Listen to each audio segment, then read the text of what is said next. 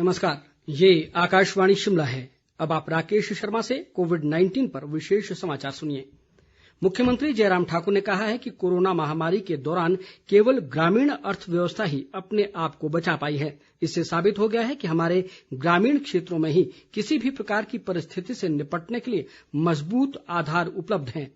मुख्यमंत्री आज शिमला से वीडियो कॉन्फ्रेंसिंग के माध्यम से मुख्यमंत्री ग्राम कौशल योजना के लाभार्थियों से बातचीत कर रहे थे।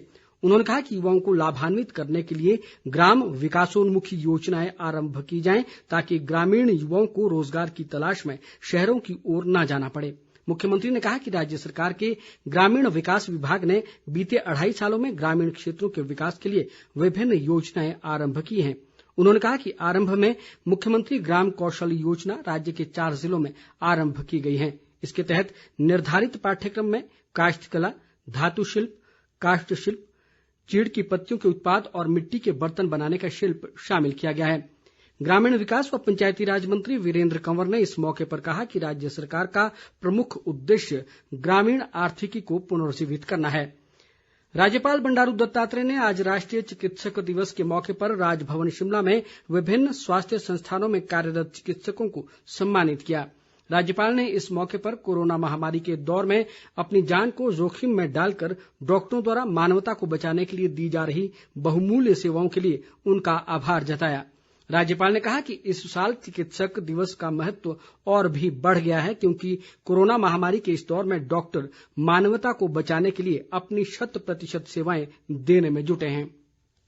उन्होंने कहा कि कोरोना महामारी को हराने के लिए चिकित्सक पहले दिन से ही कड़ी मेहनत कर रहे हैं। इसी का नतीजा है कि दुनिया के विकसित देशों की तुलना में भारत की स्थिति कोरोना के मामले में काफी बेहतर है।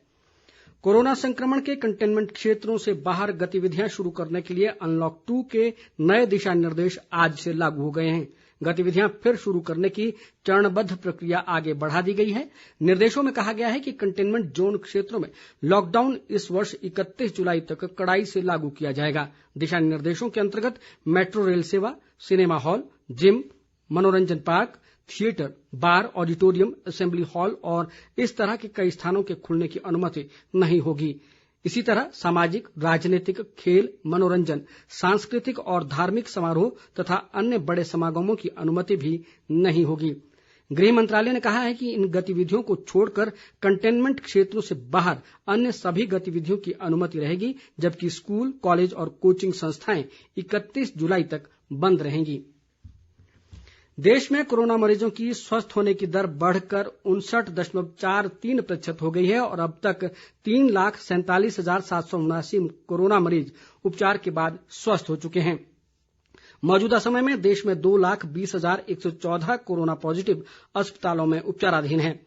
स्वास्थ्य विभाग व परिवार कल्याण मंत्रालय से प्राप्त जानकारी के अनुसार देश में कुल कोरोना संक्रमितों की संख्या 5,85,493 हो गई है। वहीं प्रदेश में कोरोना वायरस के मरीजों की संख्या बढ़कर 957 हो गई है। आज बिलासपुर में 2 और शिमला व सिरमौर में 1 कोरोना पॉजिटिव मरीज पाया गया है।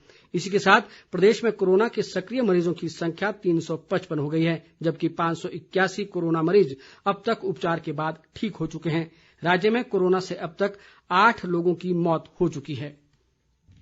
इस बीच हमीरपुर के भोरंज उपमंडल की ग्राम पंचायत बधानी के गांव दलालड़ में कोरोना संक्रमण के 3 मामले पाए जाने के बाद इस क्षेत्र को कंटेनमेंट जोन घोषित कर दिया गया है। उपायुक्त हरिकेश मीणा ने कहा कि कंटेनमेंट जोन के नियमों के अनुसार ये क्षेत्र पूरी तरह सील रहेगा। इस दौरान केवल ड्यूटी पर तैनात कर्मचारी और अधिकारी ही इस क्षेत्र में आ जा सकेंगे और आगामी आदेशों तक इस क्षेत्र में कर्फ्यू में कोई ढील नहीं दी जाएगी। उपायुक्त ने कहा कि स्थानीय लोगों को आवश्यक वस्तुओं की आपूर्ति घर द्वार पर ही की जाएगी।